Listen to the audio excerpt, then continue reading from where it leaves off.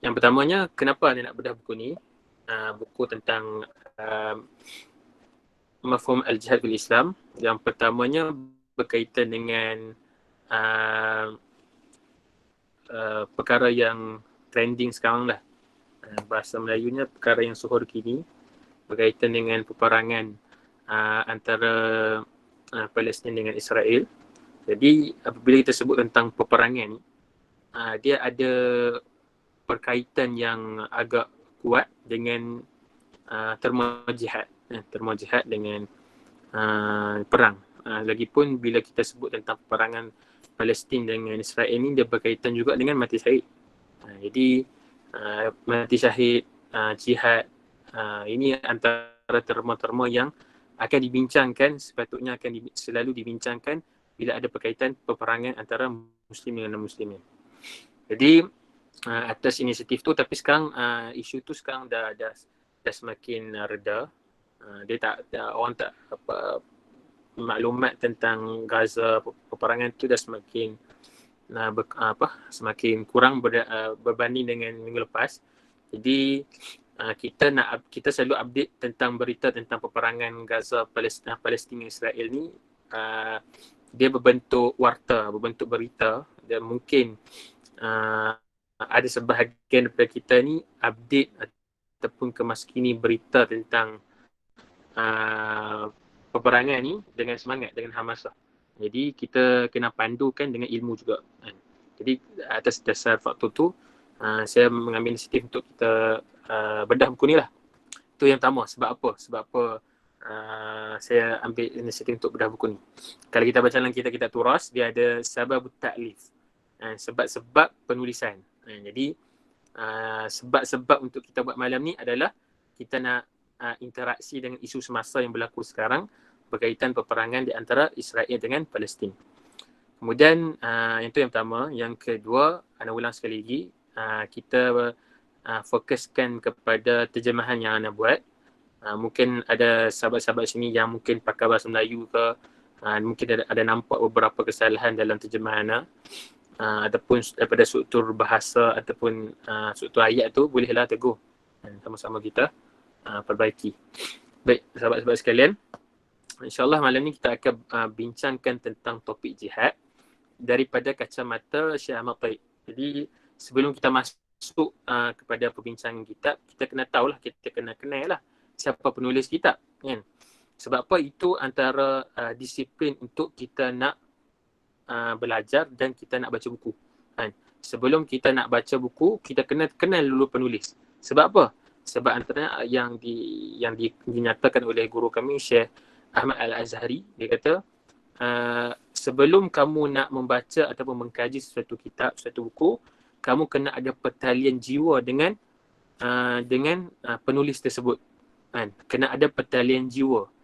Barulah bila kita ada connection dengan penulis, barulah Allah bukakan kita punya kefahaman lebih pada orang lain. Sebab itu kalau contohnya ada sahabat-sahabat sini yang mungkin ada yang nak tulis tesis ke, nak buat kajian tentang seorang tokoh, ataupun nak buat kajian tentang tahqiq kitab ke, kajian tentang satu-satu buku, kan? The first step, langkah pertama adalah kita kena kenali betul-betul penulis tersebut, kan? Sebab apa? Benda ni saya rasa ketika mana saya buat kajian dalam syarah Aqaidah Safiyah Imam At-Taftazani. Jadi sebelum saya nak belajar ataupun saya nak study kitab syarah Aqaidah Safiyah Imam Taftazani tu, saya kaji dulu pasal Imam Taftazani. Bila kita kaji tentang Imam Taftazani, kita akan rasa kita akan rasa satu perasaan yang membuak-buak, kan? Rasa takjub dengan penulis. Bila ada perasaan tu, kita akan ada connection dengan penulis, menyebabkan kita baca suatu buku, kita akan ada add value, ada nilai tambah daripada orang lain yang tidak ada connection dengan penulis buku. Hatta penulis buku tu adalah seorang kafir sekalipun, kan? Bila kita nak baca, contohnya kita nak dalami tentang contohnya teori evolusi, Charles Darwin, kan? Jadi kalau kita nak faham betul-betul teori tu, kena kena kajilah tentang penulis dulu. Kan kita kena adalah connection dengan penulis dulu. Walaupun penulis tu orang kafir sekalipun, walaupun dia dah mati sekalipun, kan dia dah tak hidup sekalipun, sekurang-kurangnya kita ada connection tu, ada pertalian tu untuk kita lebih memahami kitab tu. Bila kita baca kitab tu atau kita baca buku tu, seperti kita bersama dengan dia. Jadi sebab itu keperluan untuk kita kenal penulis. Jadi siapa penulis kitab ni? Penulis kitab ni adalah Syekhul Azhar, Syekh Ahmad Taib, yang sekarang menjabat jawatan sebagai Syekhul Azhar. Syekhul Azhar ni apa? Syekhul Azhar ni macam pengetua lah. Kalau kita kat sekolah kita ada pengetua. Jadi Syekhul Azhar ni pengetua bagi semua santri, pelajar di Al-Azhar Al-Sharif, lelaki dan perempuan. Dan juga jawatan Syekhul Azhar ni jawatan yang agak besar di Mesir. Kedudukannya seperti mana menteri-menteri kat Mesir. Kata pengaruh, hebatnya pengaruh Syekhul Azhar ni. Dan Syekhul Azhar ni juga menjabat jawatan Syekhul Azhar pada tahun 2003 di sana sampai sekarang. Jadi apa-apa isu berkaitan dengan pelajar wafidin, pelajar foreigner, kami lah, pelajar-pelajar yang bukan Arab, orang yang pertama yang akan ambil tindakan adalah Syekhul Azhar ni. Okey. Itu Syekhul Azhar secara ringkas lah. Siapakah yang penulis kitab ni? Okey, yang keduanya tentang, kita akan masuk tentang perbahasan tentang kitab, tentang jihad. Okey. Grand Sheikh ni maknanya terjemahan Indonesia. Kalau Indonesia dia lebih gemar menggunakan perkataan Grand Sheikh. Grand Sheikh ni maksud apa? Ataupun Syekhul Akbar. Ada dua sebutan. Syekhul Akbar ataupun Grand Sheikh. Syekhul Akbar ni maksudnya di antara di antara syekh-syekh di Azhar ni, Syekhul Azhar, Syekh Ahmad Taib ni ketua kepada keseluruhan syekh dekat Al-Azhar. Kemudian Al-Imam Akbar Prof. Ahmad Taib, Ketua Majlis Hukam Muslimin. Ini salah satu organisasi yang besar dekat Mesir. Antara ahli dia Syekh Abdullah bin Bayah, Dr. Zulkifli pun termasuk dalam Majlis Hukam Muslimin. Organisasi yang mengawal selia tentang hal ehwal agama Islam berkaitan dengan Muslim dan non-Muslim. Apa-apa saja referendum ataupun convention tentang Islam, kebanyakannya dibawa oleh Majlis Hukam Muslimin ni lah. Okey. Okey, seterusnya kita akan masuk kepada isi kandungan. Tak jalan pula. Sekejap.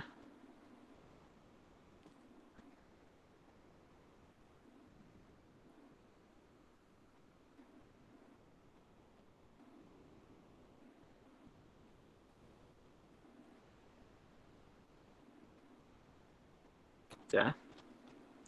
Keluar pula.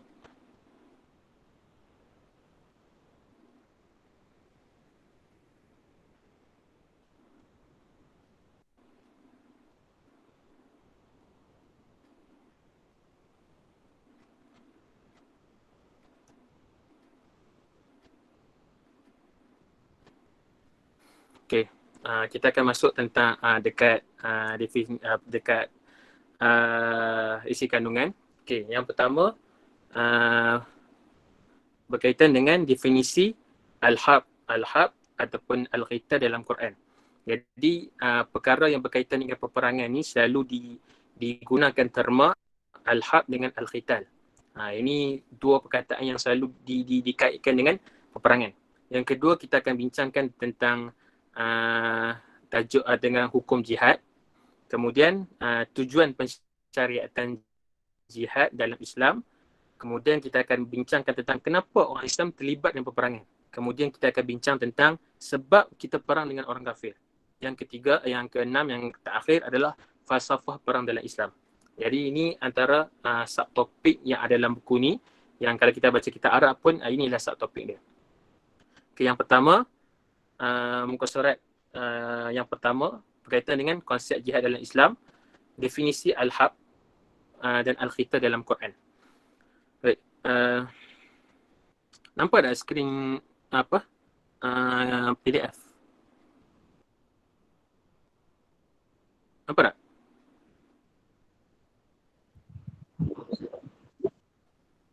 Apa? Okey. Anda ingat?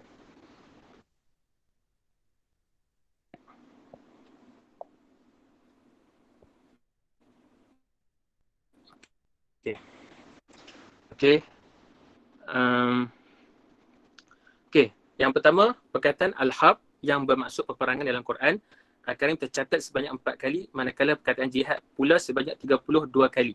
Okey, ini bermaksud uh, perbahasan tentang al-khital ataupun peperangan dalam Quran itu lebih sedikit bilangannya daripada perkataan jihad. Bermaksud apa? Peperangan khital tu termasuk salah satu maksud dalam prinsip ataupun konsep jihad. Maksudnya jihad disebut sebanyak 32 kali, al-khital ataupun al-harb ni sebanyak 4 kali saja. Kan? Tak banyak pun. Bermaksud apa? Apa yang saya nak sampaikan adalah uh, jihad ini konteks dia lebih luas dan al-khital, peperangan ataupun al-harb ni salah satu maksud yang termasuk di bawah prinsip jihad. Itu yang disampaikan oleh Syekhul Azhar. Itu yang pertama. Yang kedua, jihad yang dalam konteks Al-Quran, bila perkataan jihad tu disebut di dalam Quran, sama ada dia membawa maksud jihad amaratu bisu ataupun jihad kita baca bermaksud jihad nafsu amarah bisu, amarah bisu, nafsu yang mengajak pada keburukan. Sekiranya makna jihad dalam Quran adalah dengan mengorbankan jiwa dan nyawa serta mati jalan Allah, maka jihad juga boleh merangkul makna menginfakkan harta, menegakkan hujah burhan, dakwah kepada Allah, bahkan membawa maksud jihad dengan Quran. Jadi maksud apa? Perkataan jihad dalam Quran ni dia membawa banyak maksud. Bukan terarah ataupun bukan skopnya kecil kepada peperangan saja. Ini dibuktikan dengan banyak dalil-dalil dalam Quran, antaranya yang dikepilkan oleh Syekh Azhar penulis adalah fala tuti'il kafirin wajahidhum bil adihi jihadan kabira. Ini juga kataan jihad juga, tapi bukannya bermaksud jihad masuk peperangan. Jihad sini bermaksud berjihad dengan Al-Quran. Mungkin ada dalam ayat Quran lain dia membawa maksud jihad dengan hawa nafsu, jihad dengan dengan situasi kita berhujah, berlawan hujah, menegakkan hujah burhan. Itu semua bermaksud jihad yang ada dalam Quran. Sekarang kita fokus perkataan jihad yang ada di dalam Quran membawa maksud apa? Adakah hanya bila sebut jihad je maksudnya berperang ataupun ada maksud lain lagi?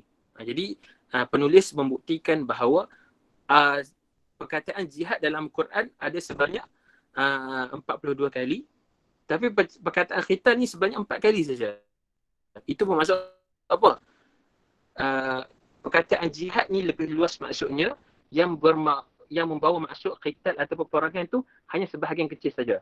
Tetapi ini kita kena tegaskan. Bila kita sebut jihad, kita tak menafikan bahawa jihad juga membawa maksud peperangan dengan orang kafir. Kita bukannya macam sentris bukannya tak, jihad ni bukan maksud perang. Jihad ni tidak ada maksud perang, tak. Kita maksudkan bahawa jihad bermaksud peperangan itu adalah sebahagian saja, sebahagian kecil, mungkin dalam 10%, 5% je daripada maksud keseluruhan maksud jihad. Sedangkan orang yang menafsirkan jihad dengan kaedah literalis ataupun ekstremis, mereka memahami bahawa jihad ni hanya berperang semata-mata saja. Sedangkan jihad yang dimaksudkan dalam Quran, banyak lagi konteks yang kita kena dalami dan kita kena fahami agar kita tak sempitkan maksud jihad tu hanya berperang semata-mata. Faham? Jadi saya tak akan bacalah satu-satu paragraf. Kita takut kita ambil masa. Okay, baik. Kita pergi kepada hukum jihad. Baik, hukum jihad, jelaskan maksudnya topik yang pertama tadi adalah nak membuktikan bahawa perkataan jihad, mafhum, konsep jihad dalam Quran ni bukan semata-mata menjurus kepada peperangan saja, tapi menjurus kepada banyak lagi aspek-aspek lain yang kita boleh nukilkan berdasarkan dalil pada ayat Quran sendiri, bahawa hanya beberapa persen saja ayat di dalam Al-Quran daripada terma jihad tu bermaksud peperangan. Jelas? Kita masuk yang kedua pula, subtopiknya adalah hukum jihad. Okay, sekarang kita nak bincangkan apakah hukum jihad di dalam Islam. Okey, sekarang penulis dia akan bincangkan hukum syariat, jihad peperangan dan jihad hawa nafsu. Sekarang penulis dia bezakan di antara dua jenis jihad, iaitu jihad yang peperangan ataupun jihad hawa nafsu. Sebab kedua-dua ni jenis jihad yang besar dalam Islam. Jihad melawan hawa nafsu dan jihad peperangan di medan peperangan. Jadi, dan kenapa kita kena bincangkan hukum? Kalau kita belajar dalam ulum akhliyat ataupun kita belajar akidah, hukum ni ada 3. Hukum syariat, hukum akal dengan hukum adat. Hukum adat. Jadi yang pertama, hukum akal ni ada hukum mustahil akal, wajib akal dan harus akal. Kemudian hukum syariat ni ada wajib, ada harus, ada mustahil, ada haram dan sebagainya lah. Itu termasuk dalam hukum syariat. Jadi kita bincangkan apakah hukum syariat bagi jihad melawan hawa nafsu dan jihad di medan peperangan. Okey, penulis kata apa? Jihad mengangkat senjata di medan peperangan tidaklah dihukum fardu ain ke atas setiap pundak orang Islam. Adapun hukumnya adalah fardul kifayah, yang mana jika dilakukan oleh sebahagian muslim terlepas yang lain. Okey, sekarang kita dah dapat hukum berjihad di medan peperangan bukanlah hukum fardul ain. Hukum fardul ain apa? Maksudnya sekiranya hukum jihad di medan peperangan adalah hukumnya adalah hukum fardul ain, maksud setiap daripada umat Islam yang mukallaf itu mestilah berjihad, dan sekiranya dia tidak berjihad maka dia berdosa. Itu hukum dia. Tapi muallif kata apa? Muallif kata berjihad di medan peperangan adalah fardul kifayah. Bermaksud apa? Sekiranya sebahagian daripada muslim sudah pergi berperang, maka terangkat taklifnya pada muslim lain. Itu hukum berjihad di medan peperangan. Seterusnya, namun jihad melawan hawa nafsu dan syaitan adalah fardul ain. Nampak? Fardul ain ke atas seorang muslim. Sebab apa? Sebab, kenapa perbezaan di antara dua hukum ni? Hukum berjihad di medan peperangan, hukum fardu kifayah. Hukum melawan hawa nafsu tu hukum fardul ain. Sebab apa?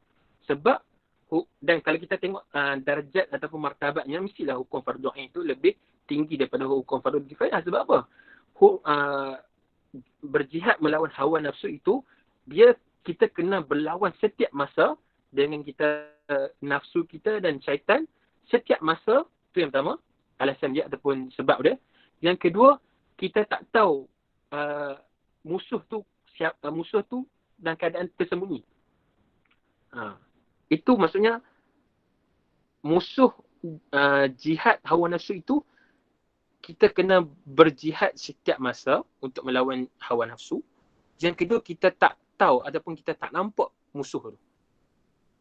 Berbanding dengan berjihad di medan peperangan, bukanlah setiap masa dan kita nampak musuh kita. Itu lebih mudah daripada berjihad dengan hawa nafsu. Ini menerangkan kepada kita martabat fardu tu kat mana. Okey. Hukum berjihad di medan peperangan, hukum ni fardu juga, tapi fardul kifayah. Tapi hukum berjihad melawan hawa nafsu itu adalah fardu ain ke atas setiap orang Islam, menunjukkan bahawa keutamaan perlu diberikan kepada berjihad kepada hawa nafsu berbanding dengan berjihad di medan peperangan. Tapi adakah dengan maksud kita mengabaikan jihad peperangan di medan peperangan? Tidak. Kita nak menunjukkan prioriti, keutamaan, aulawiyatnya di mana daripada sudut aspek fiqh, daripada sudut aspek hukum syarak. Jadi jelas agama kita sebagai orang muslim, kita kena tahu di mana letak duduknya perbahasan. Jadi kita sekarang berbahas daripada aspek fiqh, daripada aspek fiqhiyah. Jelas kan? Okay, sekarang kita jelas. Hukum berjihad di medan peperangan, hukumnya adalah fardu kifayah. Sedangkan hukum berjihad dengan hawa nafsu sendiri, dengan syaitan itu hukumnya fardul ain, dan itu lebih utama yang perlu dilakukan oleh seorang muslim. Jelas kan? Okey, seterusnya. Jihad dengan kefahaman yang lebih luas. Okay, yang ini saya ringkaskan. mu'alif ataupun penulis nak berikan satu gambaran yang lebih luas kepada kita bahawa jihad ini dia berkaitan dengan topik yang pertama tadi. Perkataan jihad dalam Quran itu bukan semata-mata mengangkat senjata di medan peperangan, tapi makna yang lebih luas. Antaranya apa? Jihad ilmu. Ini yang disampaikan oleh mu'alif ataupun pengarang tentang jihad ilmu, dan agama Islam amat menitik beratkan tentang jihad ilmu ni. Sebab apa? Agama Islam juga menitik beratkan tentang memerangi kejahilan dan memerangi perkara-perkara yang tidak berlawanan dengan ilmu itu sendiri. Perkara tahyul, perkara syirik, perkara khurafat, perkara yang perkara yang takhlid.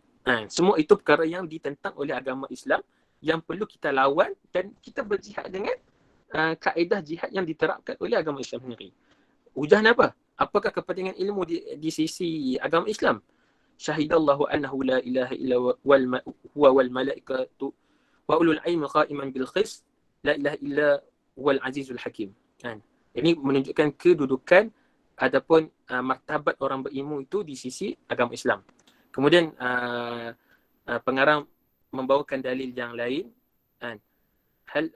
Qul hal yastawi alladhina ya'lamuna wal ladhina la ya'lamun. Adakah sama martabat orang yang berilmu dengan orang tidak berilmu, orang berpengetahuan dengan orang tidak pengetahuan? Sudah tentu jawapannya adalah tidak sama. Jadi itu menunjukkan pengulangan ataupun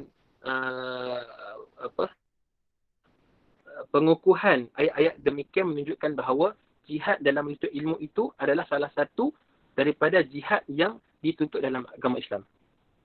Selain itu apa yang penulis sampaikan adalah jihad untuk melawan penyakit-penyakit ataupun melawan ataupun membebaskan diri daripada kekotoran. Ini juga satu jihad yang diterapkan oleh Islam. Sebab apa? Rasulullah, antara prinsip yang Rasulullah sampaikan, sihatul abdan aula ataupun aula min sihatul abdan. Saya tengok balik bahasa Arab dia. Kesihatan tubuh badan itu adalah permulaan kepada kesahihan agama. Bermaksud agama Islam juga menitik beratkan tentang kebersihan dan melepaskan diri daripada kekotoran. Itu juga menjadi salah satu jihad dalam agama Islam. Dan sekarang kita tengok situasi sekarang, situasi pandemik sekarang, apakah stand kita sebagai seorang Muslim ataupun seorang mukmin tentang pandemik ataupun coronavirus ni, Jadi kita sebagai orang Muslim, kita kena realistik.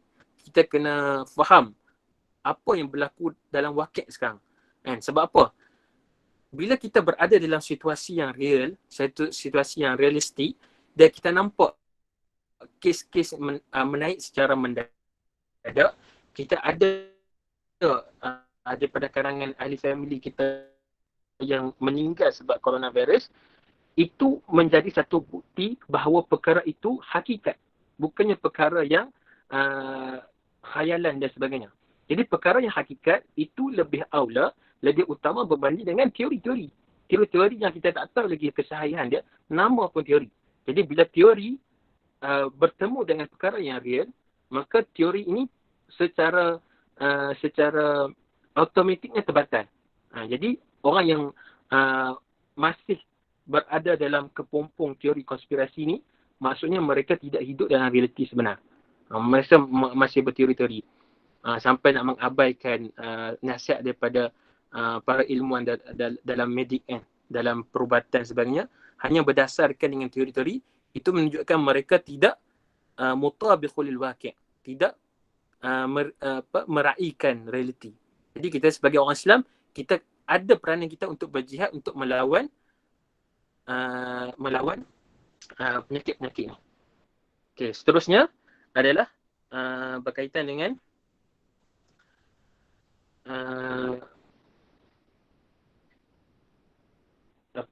penulis menekankan kepada kita tentang memerangi sifat wahan, kemalasan ataupun tidak kompeten dalam urusan ataupun tidak bersemangat dalam urusan dunia. Itu juga apa yang ditentangkan oleh agama Islam agar kita sama-sama berjihad dalam kehidupan kita. Sebab itu Prof. Ali Jumaah, Maulana Syekh Ali Jumaah menekankan kepada kita tentang fiqh hubul hayah. Fiqh cintakan kehidupan. Bermaksud kita sebagai orang Islam bukan semata-mata matlamat kita hanyalah akhirat hingga mengabaikan dunia. Sedangkan Islam juga meraihkan kita untuk kita meraihkan kehidupan kita dalam dunia ni. Beza di antara hubud dunia dengan hubul hayah. Ini kena beza. Dan hubud dunia tu salah satu penyakit wahan. Dan hubud dunia. Wa karahatul al-maut. Ada dua kan. Cintakan dunia dan takut mati. Itu perkara wahan. Tapi umat Islam perlu hubul hayah. Mencintai kehidupan. Ini juga salah satu jalan keluar kepada sahabat-sahabat kita yang depresi. Sahabat-sahabat kita yang tekanan dalam hidup kan. Apa yang kita boleh beri nasihat kepada mereka adalah mencintai kehidupan dalam keadaan memaksimumkan kehidupan yang diberikan oleh Allah ini yang dalam masa sekejap ini dengan urusan-urusan yang positif dan urusan-urusan yang bermanfaat. Itu yang diajarkan oleh para ulama kita. Okey. Jadi saya teruskan kepada muka surat yang ke-9 tu. Okey, ini kesimpulan apa yang muallif ataupun pengarang sampaikan. Yang pertama adalah Islam adalah agama untuk menggalakkan penganutnya bersungguh-sungguh dalam mempelajari ilmu, menjaga kesihatan, kebersihan dan berusaha menjadi kuat. Juga menyeru untuk memerangi kejahilan, penyakit wahan dan perkara itu semua dirangkulkan dalam terma jihad fi sabilillah. Faham tak? Bermaksud sekiranya orang Muslim itu dia menjaga kesihatan, dia berjihad untuk melawan pandemik coronavirus ni, dia berjihad menjaga kebersihan, menjaga kemaslahatan masyarakat, itu semua termasuk dalam rangkuman jihad fisabilillah. Itu yang pertama. Yang kefikiran barat bahawa jihad di dalam Al-Quran adapun di dalam agama Islam hanya menjurus kepada mengangkat senjata semata-mata. Tetapi dalam masa yang sama, kita tidak menafikan bahawa ada sebahagian daripada Al-Quran yang menjurus perkataan jihad ni kepada peperangan. Tapi tidak bermaksud bila kita sebut jihad je, perang. Jihad je perang, tak. Sedangkan perkataan jihad itu sendiri merangkumi maksud yang sangat luas yang perlu kita faham dan dengan kefahaman yang benar dan sahih daripada dalil Al-Quran dan As-Sunnah. Jelas Okay, sekarang dua topik ni ataupun tiga topik ni telah jelaskan kepada kita tentang terma jihad tu. Terma jihad secara teratur dan jelas kan. Kita nak betulkan dulu fahaman jihad tu. Perkataan jihad tu kita kena betulkan dulu sebelum kita masuk ke topik yang lain. Okay, sekarang jelas tentang maksud jihad. Mafhum al-jihad tu jelas tak? Konsep jihad tu dia jelas tak? Okay, sekarang kita bincang tentang topik yang kedua, tentang matlamat jihad. Okay. Sekarang kita nak fokuskan kepada tajuk jihad itu adalah peperangan. Tadi kita dah kembangkan maksud jihad dengan lebih luas. Sekarang kita nak kecilkan balik apa yang dimaksudkan dengan jihad berperang itu. Dan kita nak betulkan. Kita nak twinkan balik kefahaman tu dengan kefahaman yang betul, dengan kefahaman yang sahih. Jadi apakah matlamat jihad dalam Islam? Okey. Sebelum kita membincangkan topik ini, kita dapat lihat bahawa jihad dalam Islam diikat dengan matlamat moraliti atau matlamat akhlak yang kita tak jumpai mana-mana matlamat ini dalam agama ataupun syariat lain. Okey, apa yang nak dimasukkan oleh penulis? Yang bermaksud sekiranya kita berperang sekalipun, kita diikat dengan berperang dalam keadaan beradab dan berakhlak. Dan matlamat ini tidak ada dalam syariat lain ataupun tidak ada dalam agama lain, tidak ada dalam tamadun lain. Sebab apa? Sebahagian tamadun, mereka berperang untuk menguasai empire contohnya. Mereka perang ni apa? Sebab nak bunuh, buat penghapusan etnik contohnya. Macam yang berlaku dekat Gaza sekarang. Mereka berperang tu untuk apa? Tujuan dia untuk menghapuskan etnik orang-orang Arab Palestin. Kan?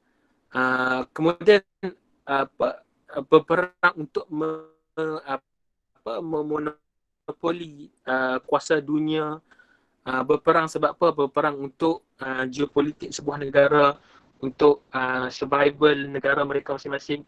Itu semua matlamat-matlamat peperangan yang ada pada setiap tamadun. Tamadun mana pun, negara mana pun nak berperang mesti ada matlamat ini. Tapi yang ada keutamaannya dalam agama Islam adalah matlamat peperangan dalam Islam adalah hanya menjurus kepada matlamat yang berbentuk akhlak dan adab. Sebab apa? Sebab berperang dalam Islam juga adalah dakwah. Berperang dalam Islam juga adalah salah satu mekanisme untuk menyampaikan hidayah. Sebab itu guru kami ada menyatakan bahawa tugas bagi seorang tentera, seorang askari, seorang al-jud ada dua. Yang pertama al-difa', yang kedua al-jihad.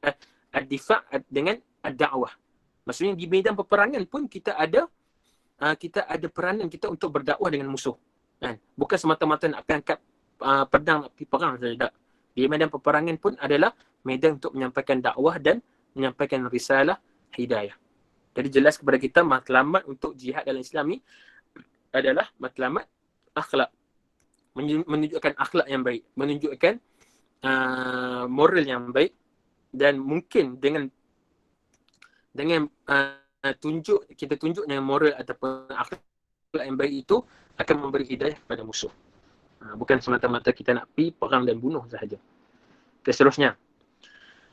Okay, bila kita sebut bab jihad, okay, ini topik yang seterusnya. Bila kita sebut bab jihad ataupun kita sebut bab perang, kita mesti bincangkan satu topik, iaitu apakah hubungan di antara orang Muslim dengan orang ghair Muslim.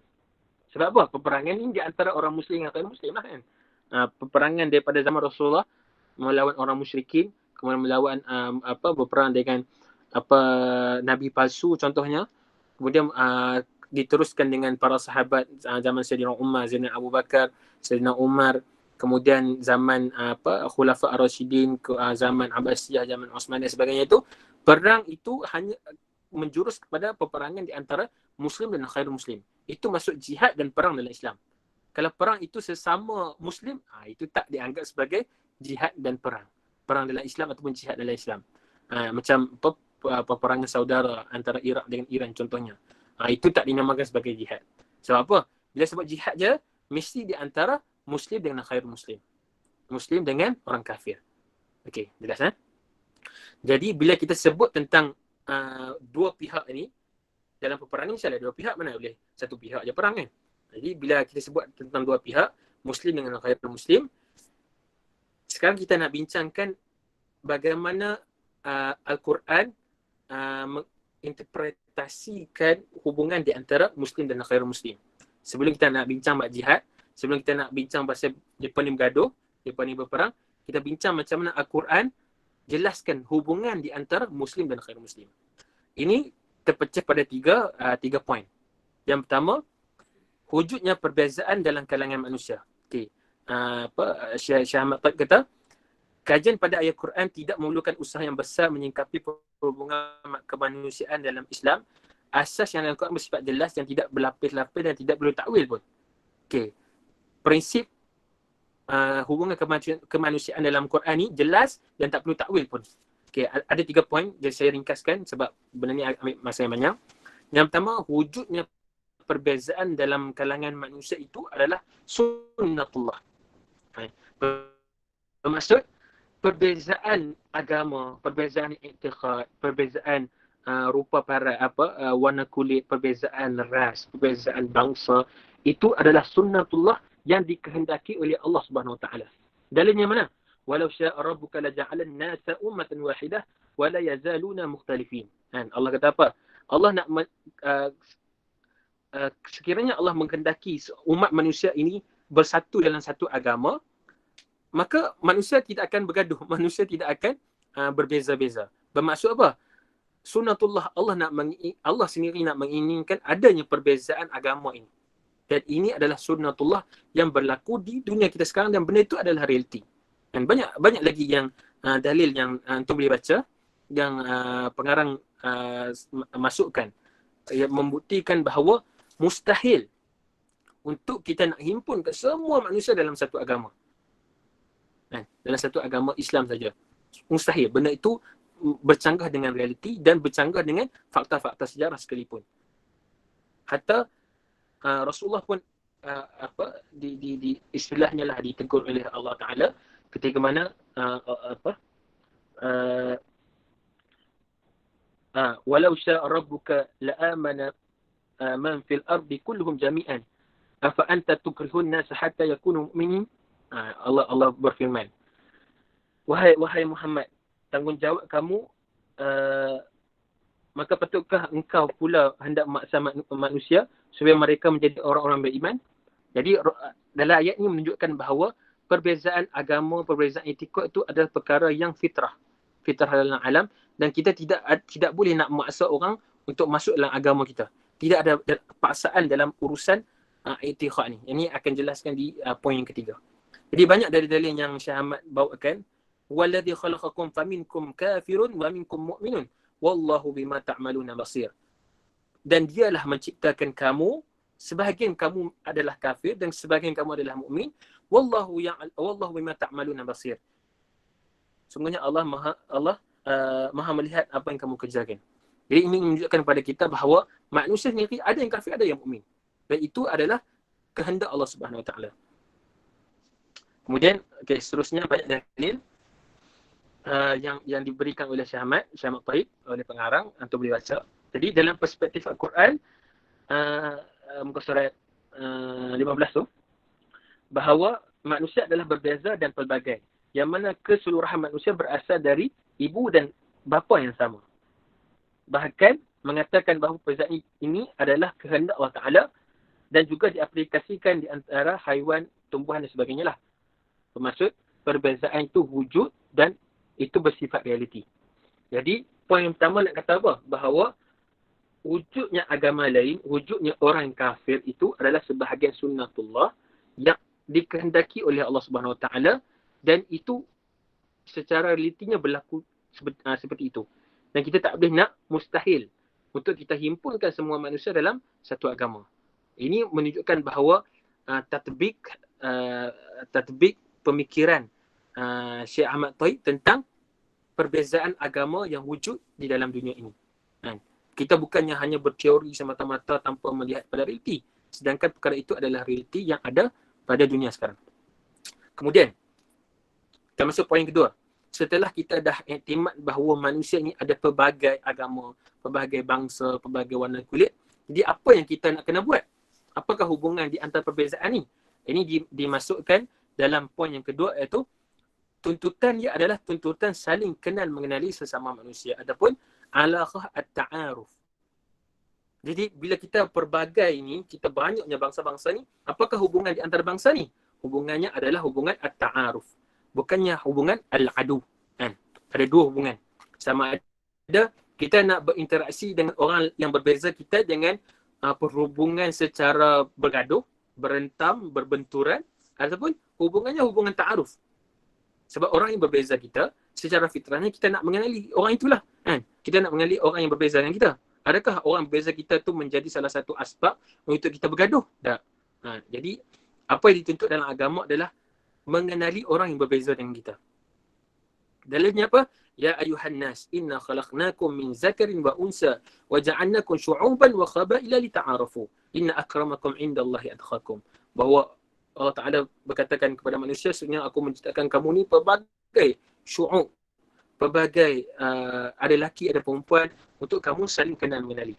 Jadi beza di antara setiap yang berbeza ni hanyalah takwa. Takwa kepada Allah Subhanahu Wa Taala. Jadi hubungan di antara perbezaan antara manusia ini yang berbeza ni adalah hubungan at-ta'aruf. Laisa alaqah al-adu. Jadi alaqah tu kita kena kenal. Jadi poin pertama adalah kita ni berbeza dan benda itu adalah fitrah. Yang kedua, macam mana nak tangani perbezaan ini adalah dengan cara ta'aruf, saling kenal mengenali. Dan yang poin ketiga adalah kebebasan beriktikad.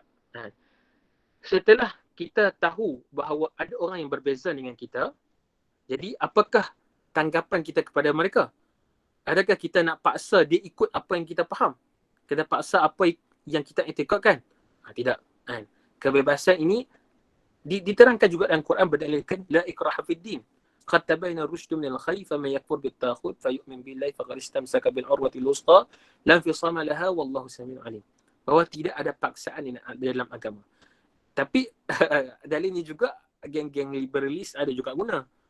Tiada paksaan dalam agama ni adalah tiada paksaan untuk orang yang ghairu muslim untuk masuk ke dalam agama Islam. Bukannya tidak ada paksaan orang Islam untuk melaksanakan perintah agama. Ini salah satu penyelewengan maksud yang dibawa oleh penyelewengan naratif oleh golongan liberalis. Ini juga boleh pakai juga. La ikraha fi din tu adalah tiada paksaan untuk orang Muslim, orang ghair Muslim untuk masuk ke dalam Islam. Tidak ada paksaan. Itulah yang diterapkan di dalam agama Islam. Kemudian,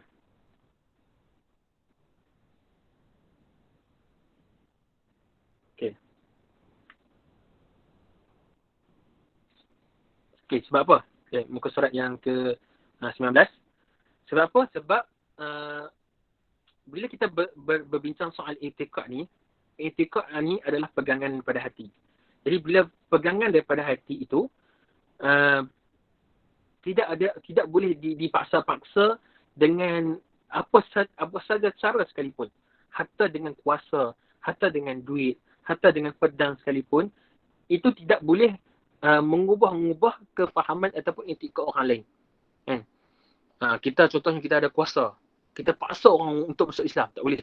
Sebab dia melibatkan kecenderungan hati, kecenderungan jiwa. Kan? Sebab itu, Rasulullah pun ketika mana berdepan dengan penduduk Yaman, contohnya, Rasulullah bersabda, sesiapa daripada kalangan Yahudi dan Nasrani yang membenci Islam, dia tidak perlu dipaksa untuk diubah agamanya. Ini khuduah yang disampaikan oleh Rasulullah sendiri. Tidak ada paksaan dalam agama. Bermaksud apa? Bila kita paksa orang itu masuk agama kita mungkin dia boleh tak apa, aku syahadah, syahadu la ilaha illallah, syahadu anna Rasulullah. Tapi hati dia tu tak boleh kita paksa. Benda itu melibatkan kecenderungan hati.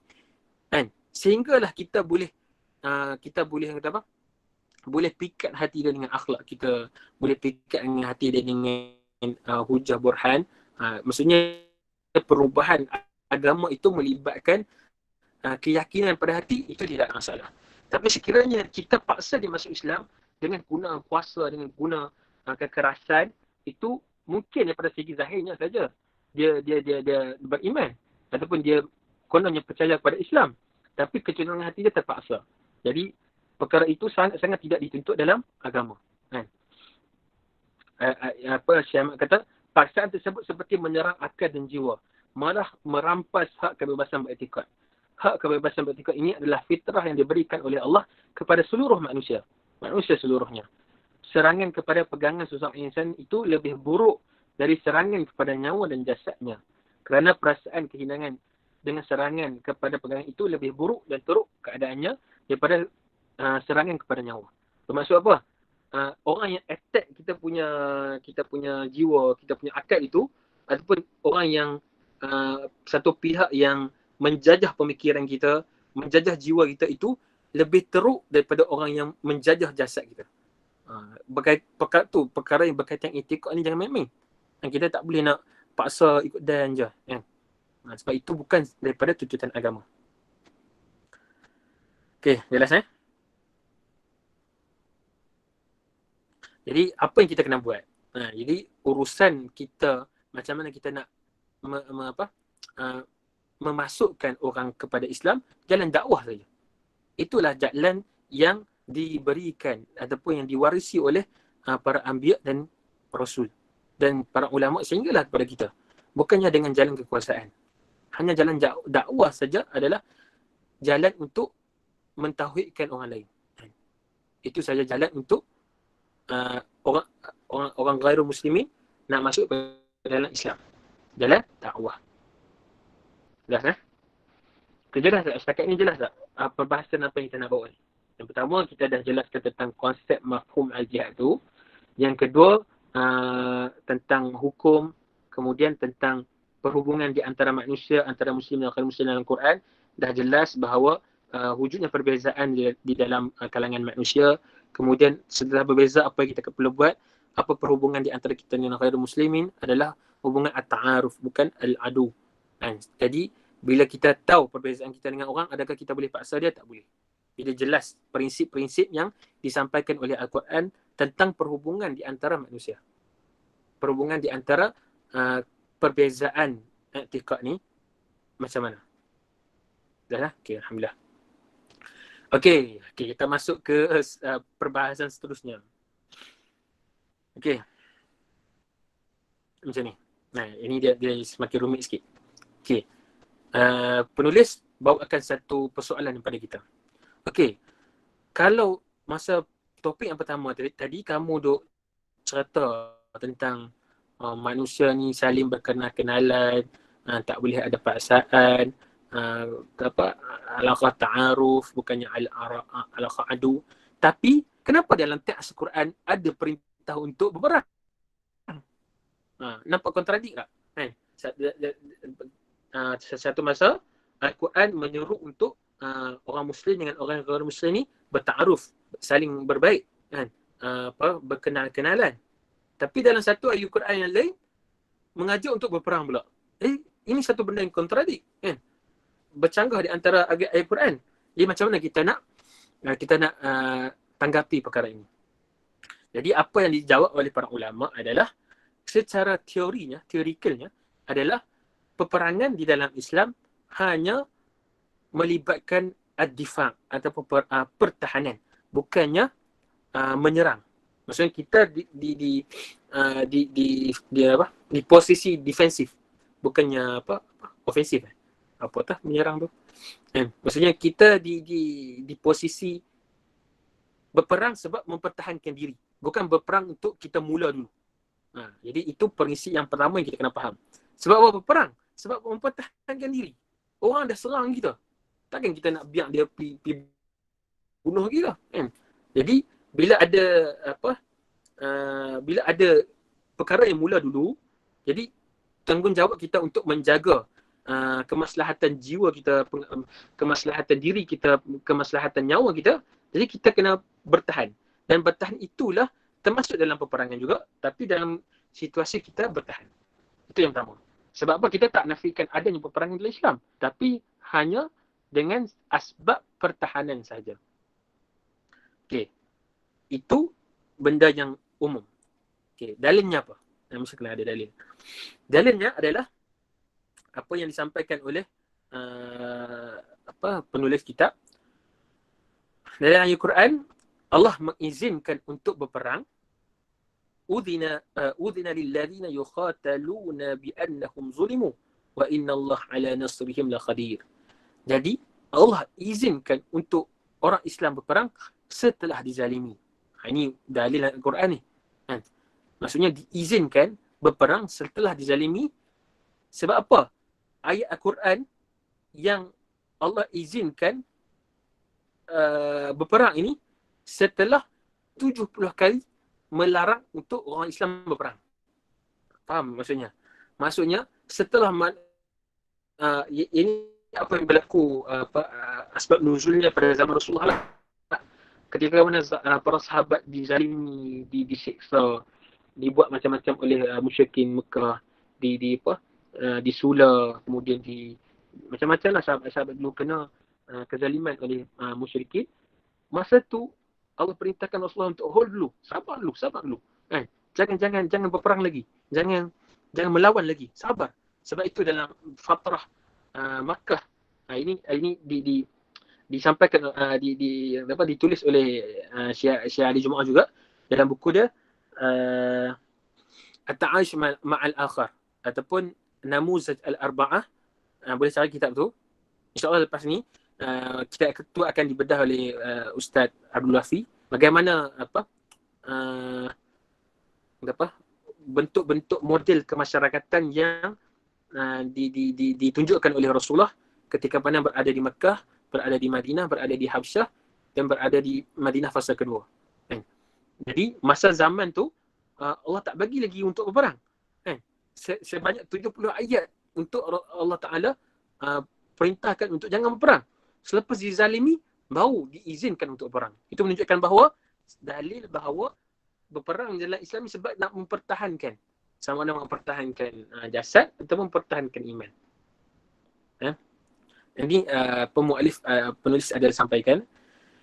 Kemudian kepada pencerahan ayat tersebut, ayat ini perlu dijelaskan bahawa antara sebab utama persyaratan peperangan dalam Islam adalah membantu golongan yang tertindas, itu para sahabat, mempertahankan dari berlaku kezaliman dan menjaga hak manusia untuk hidup dalam keamanan.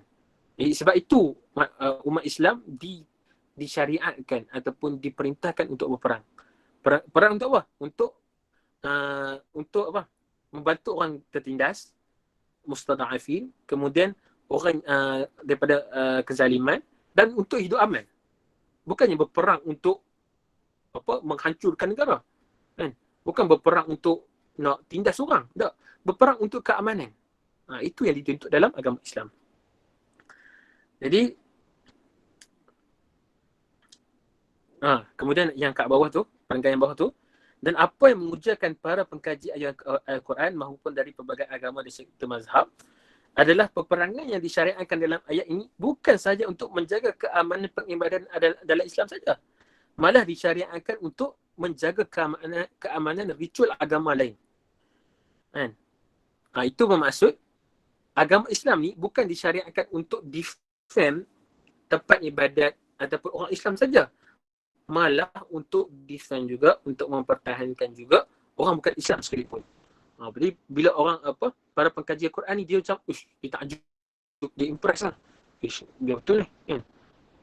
Islam bukannya mempertahankan Islam saja, hatta agama lain juga disyariatkan untuk dipertahankan. Jika kamu sudah teruja, kamu patut lebih takjub dengan agama yang memerintahkan penganutnya berperang demi menjaga keamanan penganut agama lain. Agama Islam ni perintahkan untuk umat je berperang, bukan untuk defend orang Islam saja, tapi disyariatkan untuk berperang untuk defend agama orang lain sekalipun. Perhatikanlah apa yang diriwayatkan oleh Ad-Dahhak dari Ibn Abbas, di mana beliau mentafsirkan ayat ini lalu berkata, Islam dan penganutnya sanggup berperang untuk mempertahankan kaum zimmi. Kaum zimmi ni apa? Orang kafir zimmi lah. Kafir juga. Kan? Orang yang tidak menyembah Allah Ta'ala, kafir. Juga disyariatkan untuk kita menjaga keamanan bersama mereka, melindungi mereka dan sebagainya. Jadi, para pengkaji teks agama agak tertarik dengan ayat ini yang merujuk kepada ketiga-tiga agama samawi. Lalu mereka bertanyakan, adakah gereja, sinagog ni tempat ibadat ma'bad orang Yahudi? Tempat ibadat orang Yahudi termasuk dalam perlindungan jihad? Jawapan diberikan bahawasanya tempat-tempat ini adalah tempat orang beriman yang berbeza hanya pengisytilahan saja. Dan lebih yang ni kita kena jelaslah. Yang dimaksudkan adalah dengan Allah SWT Muhammad Ahlul Kitab. Jadi kita dituntut juga untuk menjaga keamanan rumah ibadat orang bukan Islam sekalipun. Dan ini termaktub dalam peranan jihad itu. Jelas? Okey, seterusnya. Antum boleh baca. Okey, berdasarkan Al-Quran. Uzina lil ladzina yuqataluna bi annahum zulimu wa inna Allah ala nasrihim laqadir. Jadi orang Islam diperintahkan, diizinkan untuk berperang ketika mana mereka dizalimi. Itu dalil dia. Jadi diizinkan kepada orang muslimin yang telah dibunuh, dizalimi, dikeluarkan dari penempatan dengan paksaan demi mempertahankan nyawa, harta, maruah mereka setelah dilarang untuk mereka berperang selama 30 tahun atau lebih lamanya. Setelah dilarang untuk berperang, barulah diizinkan. Lama tak? Lama. Jadi sebelum tu, apa para sahabat buat? Apa orang Islam buat? Hanya bersabar. Setelah dizalimi dengan kezaliman yang sangat teruk, bahawa Allah izinkan untuk berperang. Itu ayat yang dalil yang kuat mengatakan bahawa keizinan untuk berperang dalam agama Islam dalam Quran adalah ketika mana proses mempertahankan diri. Jelas kan? Itu sebab apa? Menjawab soalan kenapa orang Islam berperang. Untuk kesimpulannya apa? Untuk mempertahankan diri daripada dizalimi, untuk menjaga nyawa, menjaga harta, menjaga maruah, setelah mana 30 tahun mereka mempertahankan diri tidak berperang, kemudian barulah diizinkan untuk berperang. Bukannya di awal syariat agama Islam awal-awal suruh perang dah. Tak. Kan? Melalui satu fasa yang sangat perik, kemudian baru diizinkan untuk berperang. Okey. Topik yang seterusnya, sebab apa peperangan kepada kaum kafir? Sebab apa kita berperang dengan orang kafir? Okey, ini saya simpulkan. Okey, apa yang disampaikan oleh pengarang, penulis buku ni adalah kenapa, sebab apa kita berperang dengan orang kafir. Okey, ada dua sebab dan benda ni menjadi pilihan untuk kita berperang dengan orang kafir. Yang pertama, kita berperang dengan orang kafir bukan kerana kekufuran mereka, tapi kerana atas asbab al-adu, atas asbab mereka melawan orang Islam. Mereka menzahirkan permusuhan dengan orang Islam. Mereka membunuh orang Islam. Mereka melawan orang Islam atas sebab, bukan sebab kafir. Bermaksud sepanjang sejarah umat Islam pada zaman Rasulullah itu berperang dengan orang kafir bukan sebab mereka kufur. Bermaksud perseteruan atau perbenturan di antara orang Islam dengan orang bukan Islam, bukan kita perang sebab mereka kafir dah. Kan? Itu bukan perintah daripada agama. Bukan macam ISIS kan, contohnya. Antara matlamat ISIS kan, contohnya. Matlamat Daesh, matlamat mereka berperang adalah untuk, alasan mereka adalah untuk menyebarkan agama Islam dan untuk mendirikan khilafah. Jadi kat situ pun kita dah jelas lah klaim mereka itu bersalah dengan syarak bahawa mereka berperang tu untuk mengislamkan orang. Bila kita dengar ayat-ayat sedemikian, maka fahamlah kita bahawa itu bukanlah syariat daripada syariat agama Islam. Sedangkan kita memerangi orang kafir bukan sebab kekufuran mereka, tapi sebab mereka melawan kita. Mereka ada aspek-aspek al-adu, aspek-aspek mereka menzahirkan kebencian atau menzahirkan perlawanan dengan orang Islam. Sebab apa benda itu kita katakan sedemikian? Sebab bila kita baca ayat Quran, macam tadi saya sebut tadi, ayat Quran menjurkan kepada kita untuk kita bertaaruf, untuk kita kebebasan dalam berintikad, tidak ada paksaan dalam agama. Tiba ada satu lagi pemikiran bahawa kita berperang untuk mengislamkan orang. Itu bercanggah. Jadi kita berperang atas dasar mereka menzahirkan permusuhan kepada orang Islam. Sebab itu kita memerangi mereka. Bukan sebab mereka kafir. Itu kena jelas. Poin yang sangat penting dan sangat besar. Kita memerangi orang Israel contohnya, bukan sebab mereka itu agama Judaism. Bukan sebab mereka kufur. Bukan sebab mereka tak sembah Allah. Tak. Kita rakyat Palestin macam zaman isu sekarang ni adalah atas dasar mereka itu menzahirkan permusuhan kepada orang Islam. Sebab itu kita defend dan kita lawan balik. Bukan sebab mereka itu kufur. Contohnya lah, kita nak takluk Eropah kan, contoh pergi kat England, kita bawa kerajaan kita yang besar pergi kat England, kita jajah, kemudian kita perang dengan orang England tu, orang Inggeris contohnya, untuk paksa mereka masuk Islam, untuk dakwah Islam. Itu tak kena. Jadi peperangan dengan orang kafir sebab mereka menzahirkan permusuhan kepada orang Islam. Okey, benda ni ada dalilnya. Dalilnya apa? Pengarang bawakan 3 dalil, iaitu dalil akhli, kemudian fakta sejarah, kemudian dalil nakhli. Okey, dalil akhlinya apa? Dalil akhlinya, kalau macam dulu ada soalannya. Kalau yang macam dulu-dulu orang Islam nak melakukan itu macam mana Ustaz? Okey, untuk perluasan empire itu kita betul kena beza. Saya bezakan tadi antara perluasan empire menyampaikan Islam atas faktor dakwah ataupun atas faktor kekerasan untuk memaksa orang kita perluasan ataupun futuhat kan, pembukaan oleh Empire Islam tu bukan atas faktor meluaskan tu untuk, maksudnya contohnya Empire Islam berkembang sampai ke Spanyol, berkembang sampai ke Sicily, ke Itali dan sebagainya, tanah-tanah orang kafir. Bukannya mereka sampai itu terus paksa semua kena masuk Islam, tak kan? Itu salah satu strategi dakwah saja di bawah topik dakwah kan? Uslub dakwah yang peluasan empire itu untuk bila ada kekuatan, bila ada kuasa, itu menjadi satu asbab untuk orang akan terima Islam. Tapi bukan atas dasar paksaan. Atas dasar mereka lihat kebagusan orang Islam dalam mentadbir,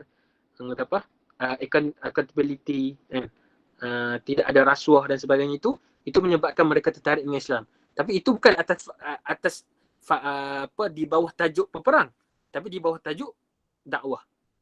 Di bawah tajuk dakwah. Jadi contohnya orang Islam dulu perang dengan contohnya dengan Byzantine, dengan Rom, sebab bukan sebab mereka kafir tak, tapi sebab mereka nak melawan dengan orang Islam. Mereka tak mau tunduk dengan kekuasaan umat Islam. Bukan atas dasar mereka itu kafir. Faham? Bila adanya perluasan kuasa, kemudian orang kafir masuk Islam, itu bonus, itu hidayah daripada Allah Ta'ala. Tapi bukan tugas kita untuk menentukan mereka kena masuk Islam dan sebagainya. Jelas? Okay, dalil akhirnya apa? Dalil akhirnya adalah Rasulullah bersabda bahawa janganlah kalian membunuh orang tua, anak kecil dan wanita. Ini salah satu adab yang ada dalam peperangan dalam Islam. Okey, kita secara logiknya lah, kenapa ada istisna? Kenapa ada pengecualian kepada wanita, orang tua dan kanak-kanak? Sedangkan sekiranya dalam peperangan dengan orang kafir, sekiranya kita memerangi orang kafir itu ada atas asbab mereka kekufuran kepada Allah, sudah pasti tidak ada pengecualian. Dan apa beza orang wanita, kanak-kanak dengan orang tua yang kafir dengan lelaki yang kafir? Adapun orang tentera lelaki yang kafir, apa beza dia? Apa persamaan dia? Persamaan dia semua kafir. Kalaulah agama Islam ni perintahkan umat dia berperang sebab mereka ni kafir, tidak ada pengecualian. Bunuh je semua. Perang je dengan semua orang. Sebab semua kafir. Tapi dalilnya apa? Dalil akhirnya apa?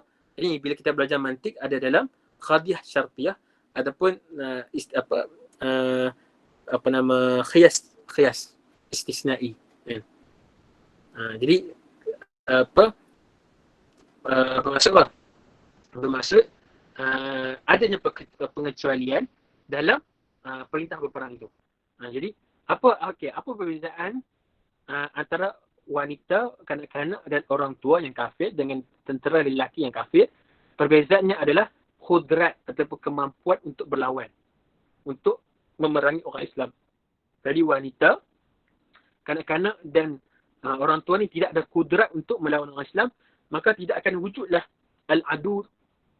Al-adu itu tidak ada lah. Walaupun mereka kafir, tapi mereka tidak ada kudrat untuk memerangi orang Islam.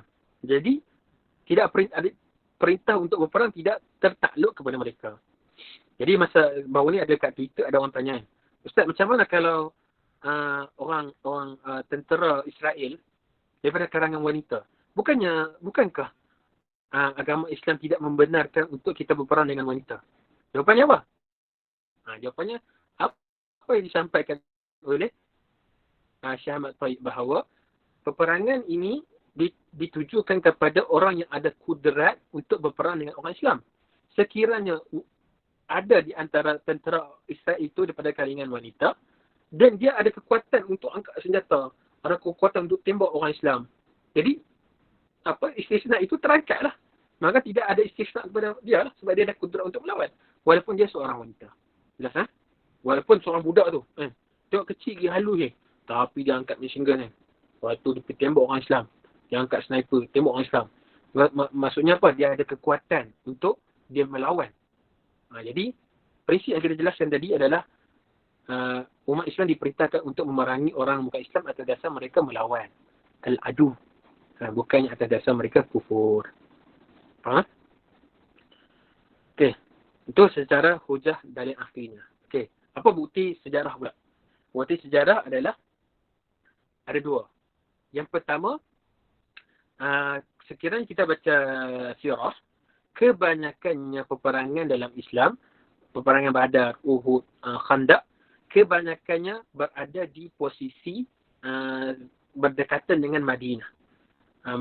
Madinah Al-Munawwarah berdekatan dengan Madinah. Bermaksud apa?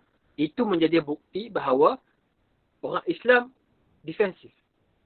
Defend ataupun bertahan. Kan? Contoh Khandaq kan digali kan sekeliling kota Madinah.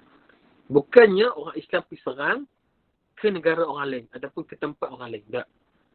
Itu menjadi satu-satu bukti bahawa orang kafir dulu menyerang kepada orang Islam defend. Itu menjadi bukti bahawa peperangan tu bukannya kita serang dulu, tapi atas dasar kita pertahanan. Itu yang pertama. Yang kedua,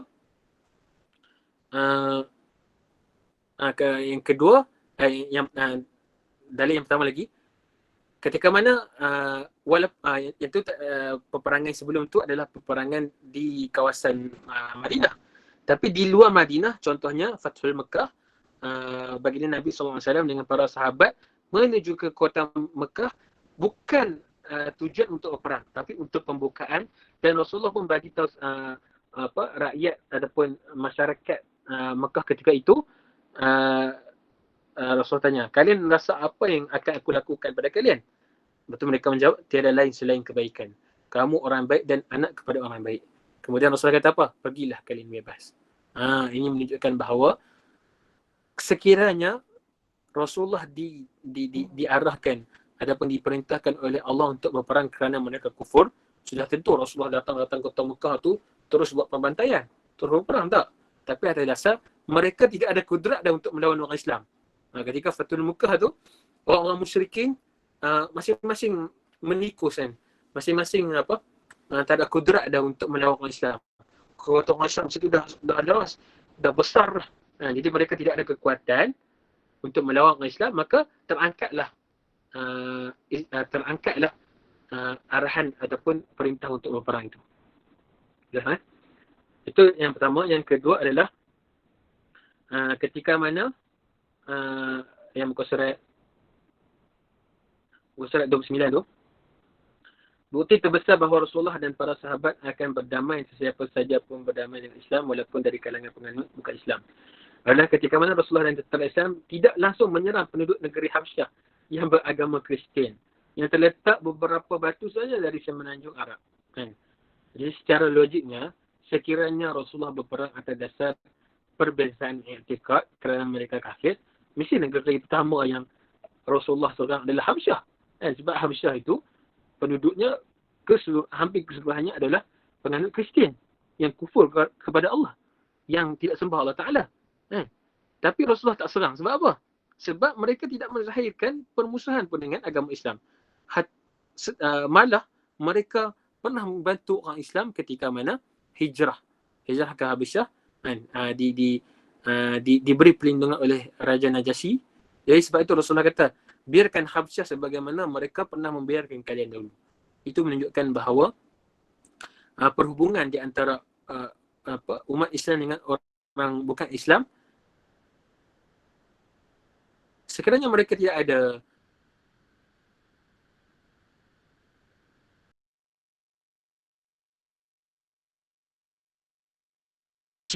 melawan orang Islam, maka tidak ada keperluan untuk kita berperang dengan mereka. Jelas, Kemudian kita pakai dalil yang tadi, dalil yang surah Al-Hajj ayat 39. Udhina alladhina maksudnya kalau dalam Palestin, saya tanya. Maksudnya kalau dalam kes Palestin wanita dengan okey. Ya, terkecuali wanita dan kanak-kanak yang tidak ada kemampuan untuk berperang, mereka terkecuali, tidak boleh membunuh mereka. Sebab itu masa tentera Al-Qassam, sebelum mereka membedil Tel Aviv, membedil kawasan-kawasan dekat Israel, mereka bagi amaran dulu. Contohnya Komander Al-Qassam contohnya, dia kata kami akan lancarkan roket ke Tel Aviv contohnya dalam masa sejam. Jadi dalam waktu sejam tu, kamu pergilah berlindung di mana-mana. Kamu pergilah berlindung di tempat yang selamat. Kami dah bagi amaran dah. Tapi masalahnya orang Israel, mereka tak ambil endah dengan arahan daripada adapun amaran daripada pihak Al-Qassam tu, daripada Palestin. Dia mustahil lah mereka boleh lancar roket sini, kita buat dek dah lah.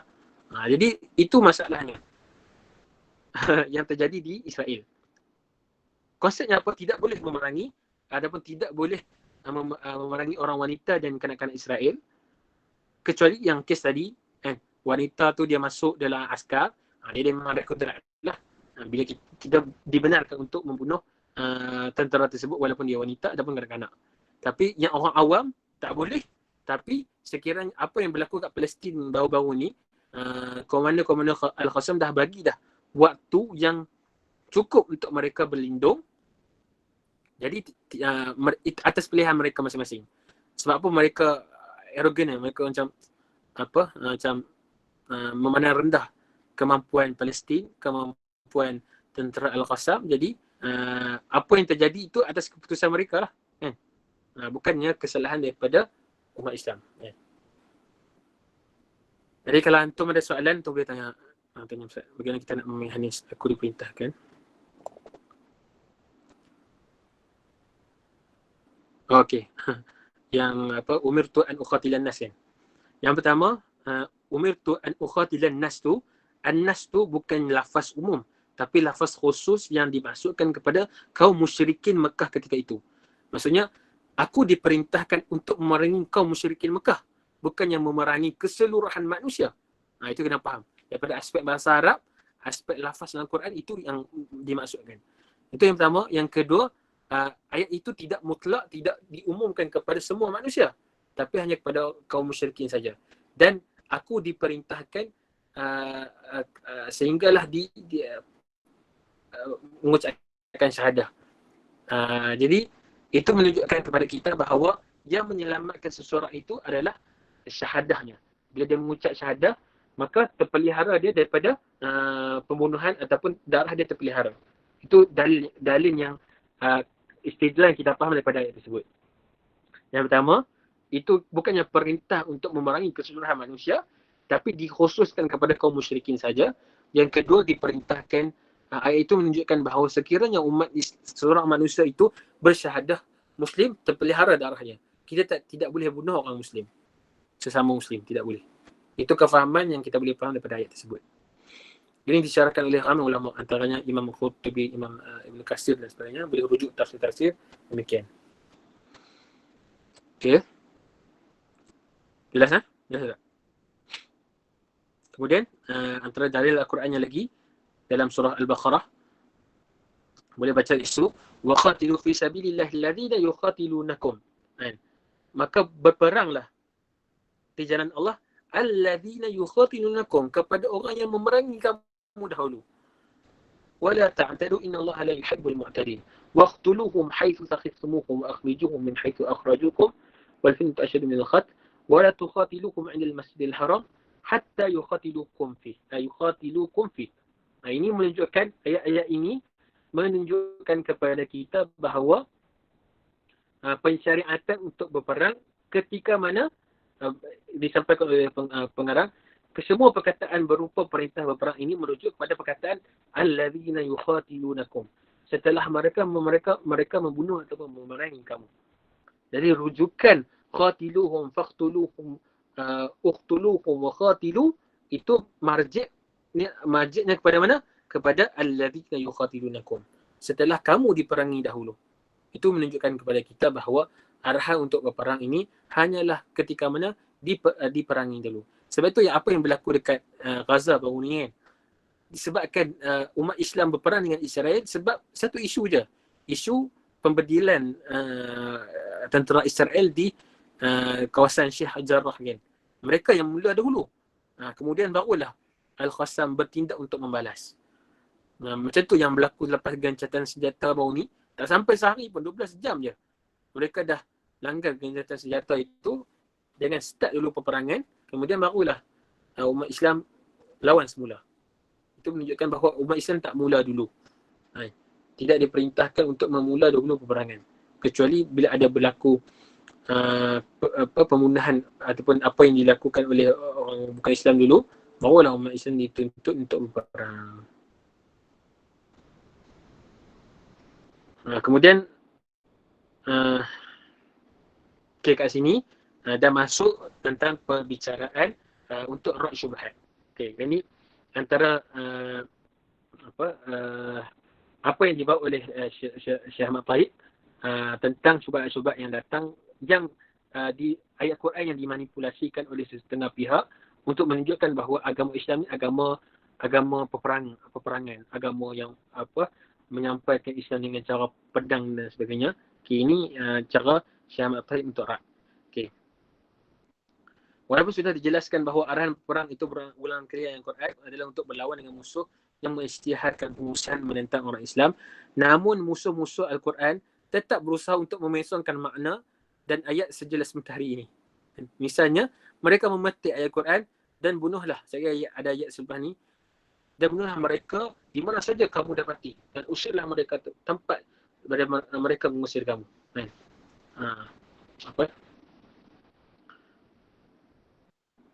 waqtuluhum haitsu sakhiftumuhum wa akhrijuhum min haitsu akhrajukum. Jadi itu menunjukkan bahawa depa petik ayat ni, depa quote ayat ni, maksudnya okey, Al-Quran memerintahkan sekiranya kamu nampak je orang bukan Islam, bunuh tu orang. Kemudian halau orang bukan Islam ni. Itu kefahaman yang sangat dangkal dan betapa simplistiknya mereka memahami Al-Quran secara literal macam tu kan. Jadi ini antara syubhat-syubhat yang dibawa. Kemudian syubhat-syubhat ni bukannya datang daripada orang bukan Islam sahaja, tapi ini yang disampaikan oleh Syekh Ahmad Taib bahawa kesalahfahaman prinsip peperangan ataupun jihad dalam Islam ni ada dua golongan. Golongan pertama, orang yang musuh Islam daripada kalangan orang kafir, orang orientalis yang mengkaji agama Islam untuk memerangi orang Islam. Yang kedua, daripada kalangan umat Islam sendiri yang salah faham terhadap perintah daripada Al-Quran. Itulah yang kita dua-dua pihak ni yang kita kena lawan dan jelaskan secara hujah. Golongan pertama, golongan orang kafir yang memetik-metik Al-Quran suka hati untuk selewengkan makna. Yang kedua, orang Islam sendiri yang salah faham makna-makna yang ada pada Al-Quran yang menyebabkan mereka mereka bersikap radikal untuk berperang. Sebab itu ada dua buku yang saya boleh sarankan untuk kalian baca. Yang pertama, buku Al-Haqqul Mubin, Ar-Rad Biman Tala'aba Bidin, karangan Syekh Usama Syekh Azhari.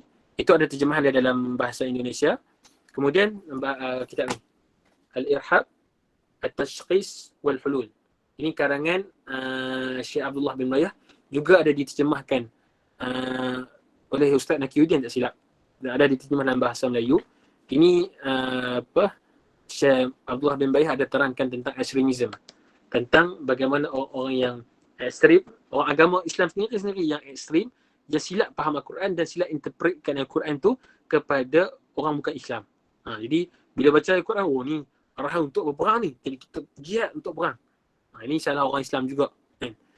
Ada Syekh Usama ada juga kritik sebahagian fahaman-fahaman radikal dan fahaman-fahaman ekstrim, fahaman takfir, fahaman jihadis yang macam-macam ni, yang menyebabkan kemurnian agama Islam itu tercalar dan menyebabkan gambaran Islam itu sebagai agama yang berperang.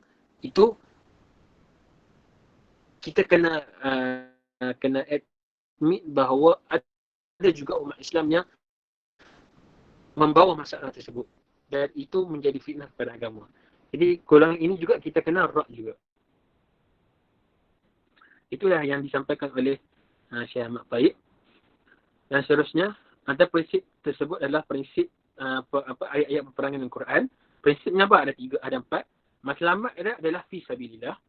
Kemudian peperangan itu tidak boleh dimulai oleh orang Islam, tapi dimulai orang bukan Islam. Kita hanya defend. Yang ketiga, umat Islam tidak boleh melebih-lebih. Maksudnya, bila ada perintah berperang je, kita maksimum kan, kita perang kita buat penyembelihan beramai-ramai, kita hapuskan etnik terus.